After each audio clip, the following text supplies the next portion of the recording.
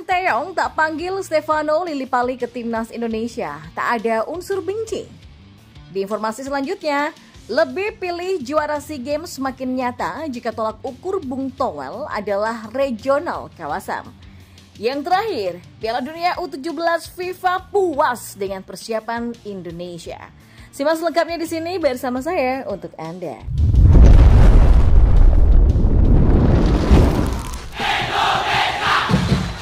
Informasi yang pertama, pelatih timnas Indonesia Sinteyong membeberkan alasan kenapa dirinya tak memanggil Stefano Lillipali. Sebelumnya Sinteyong sempat dipertanyakan kenapa tak memanggil Ilija Spasojevic yang masih tajam bersama Bali United.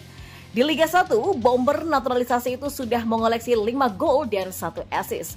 Merespon pertanyaan publik ini, Sinteyong mengaku punya alasan dengan keputusannya itu. Dia menegaskan semua pemain yang dipanggil sudah berdasarkan analisa yang panjang. Dengan menonton di stadion atau nonton di video, penonton bisa berpendapat seperti itu. Pastinya pemain-pemain itu baik semua.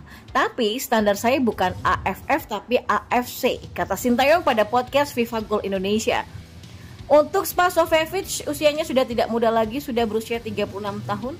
Jadi saya maunya panggil pemain-pemain baru yang lebih muda, ucapnya. Lalu alasan Sinteyong yang tak panggil Stefano Lillipali dalam pemilihan pemain, Sinteyong menegaskan fokusnya adalah siapa lawan yang akan dihadapinya, sehingga dia harus benar-benar menyeleksi pemain yang dibawanya dengan tepat. Persiapan kita kan untuk melawan tim yang lebih kuat yang lebih besar. Maka dengan standar itu kita harus berpikir, ketika lawannya seperti ini bisa bersaing atau tidak, kita coba atau tidak, kata Sinteyong menjelaskan. Dan untuk Lillipali, dia memang sangat baik sekarang. Tapi saya melihat ketika bermain di laga internasional, bagaimana dia bisa berperan. Itu yang harus dipikirkan. Saya hanya mengorbankan diri untuk memajukan sepak bola Indonesia. Itu saja yang terfikir. Tidak ada rasa benci atau tidak senang dengan pemain siapapun, katanya menegaskan. Dan di informasi bola selanjutnya, selama ini, komentator sekaligus pemerhati sepak bola Tommy Welly alias Bung Toel dikenal sebagai salah satu pundit yang cukup sering membuat para pecinta sepak bola nasional kesal. Pasalnya, pria yang satu ini seringkali melontarkan kritik pedas terhadap pelatih timnas Indonesia, Sinteyong. Sejatinya, melontarkan kritik adalah sebuah hal yang sah-sah saja untuk dilakukan. Namun yang menjadi permasalahan adalah Bung Toel seringkali melontarkan kritik tanpa melihat pencapaian-pencapaian yang telah diraih oleh Sinteyong meskipun hal itu berada di level yang jauh lebih tinggi.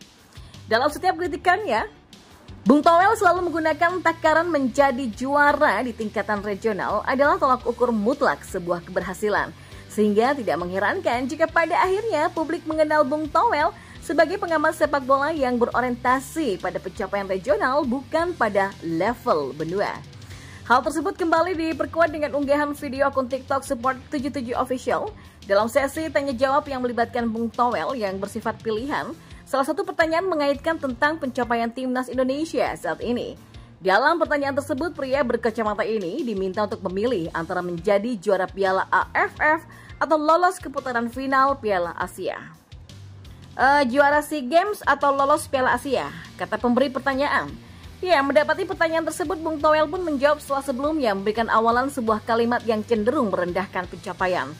Lolos doang, juara SEA Games lah, jawabnya. Memang hal tersebut merupakan hak mutlak dari seorang Bung Toel untuk menjawab pertanyaan yang diajukan.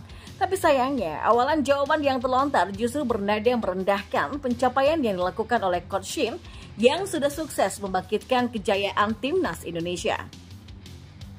Ungkapan lolos doang tentu bukan menjadi sebuah frase yang pantas untuk sebuah pencapaian yang baru bisa kembali dilakukan setelah belasan tahun. Terlebih, sosok yang berada di balik pencapaian itu adalah pelatih yang juga sukses mengantarkan 3 level berbeda timnas Indonesia ke putaran final Piala Asia dalam tempo yang hampir bersamaan. Tapi sayangnya di mata Bung Toel yang orientasi kesuksesannya adalah juara regional, pencapaian level Asia atau bahkan yang lebih tinggi sekalipun, kemungkinan besar akan tetap mendapatkan tambahan kata doang darinya saja. Dan di informasi bola yang terakhir, jelang kick-off Piala Dunia U17 2023, FIFA senang dengan persiapan Indonesia sebagai tuan rumah. Ya, Ketua Umum PSSI Erick Thohir menuturkan bahwa FIFA menyatakan puas atas persiapan Indonesia sebagai tuan rumah Piala Dunia U17. FIFA memuji acara pembukaan hingga kesiapan venue, serta acara pendukung lainnya yang tengah disiapkan oleh Indonesia. Venue, seperti yang FIFA bilang, ada 27 lapangan, baik untuk pertandingan ataupun latihan. Dari 27 lapangan ini FIFA sudah cek semua dan mereka happy dengan persiapan kita, kata Erick Thohir pada Rabu. Ya, Stadion Gelora Bung Tomo atau GBT sebagai venue pembukaan Piala Dunia U17 menurutnya dinilai cukup baik oleh FIFA. Penilaian yang sama juga diberikan FIFA kepada 3 stadion lain, yaitu Jakarta International Stadium, Stadion Sijalak Harupat, dan Stadion Manahan Solo. Apalagi sekarang, equipment FIFA sudah masuk. Ini akan jadi sesuatu yang menarik. Jadi setiap stadion atau venue lain ini tentu juga akan ada acara pendukung lainnya untuk memeriahkan gelaran ini. Mulai dari fan zone, festival musik, gerai UMKM, makanan, dan lain-lainnya, kata Erick. Sementara untuk venue, pada pelaksanaan pertandingan di Jakarta International Stadium atau JIS, pihaknya mengaku akan fokus pada akses penonton. Mengenai infrastruktur, terutama rumput, ditegaskan Erick sudah selesai renovasi kemarin. Kami kemarin sudah memindahkan 2 lapangan rumput yang kami pinjam dari sektor swasta, Universitas Pelita Harapan atau UPH dan Dewa United. Sudah dipasang dan sudah bagus sekarang. Akses penonton yang dibangun pemerintah untuk penyeberangan dari Ancol ke JIS pun juga sudah mulai tadi, kata pria yang juga sebagai Menteri BUMN itu.